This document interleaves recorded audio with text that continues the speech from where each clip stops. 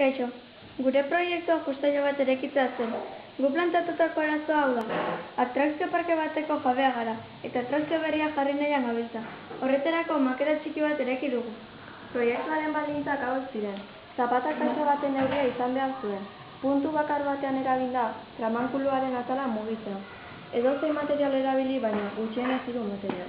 Proiektu hau egiteko erabili dugu materiala, 20 diametroko eta 60 diametroko bipolea, bi engranaje koniko 20 hortzekoak, egurra, 60 hortzeko bi engranaje, soka, xafla metaliko zuloduna, ardatz metaliko erroskaduna, 7 torloiu, iltzeak, 4 anilla, 12 azkoin, goma bat, iron fixa, kartulina eta pintura. Izan ditugun arazoak hauek dira. Engranajak hasiera batean ez zuten ondo enkajatzen.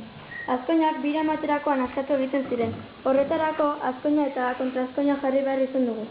Eta bukatzeko, zabuak mekanismoa jotzen zuten, eta horretarako moztu egin behar izan ditugu. Funtzionamendua honelakoa da. Polea txikia goma baten bidez, polea handiari mugimendua ematen dio. Polea handiak engranajeari lotuta dagoenez, hori ere mugitu egiten da.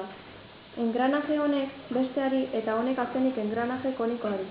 Azken honek mugimenduaren norabidea aldatzen du. Horrela mugitzea lortzen da. Honekin bukatzen dugu gure aurkezpena.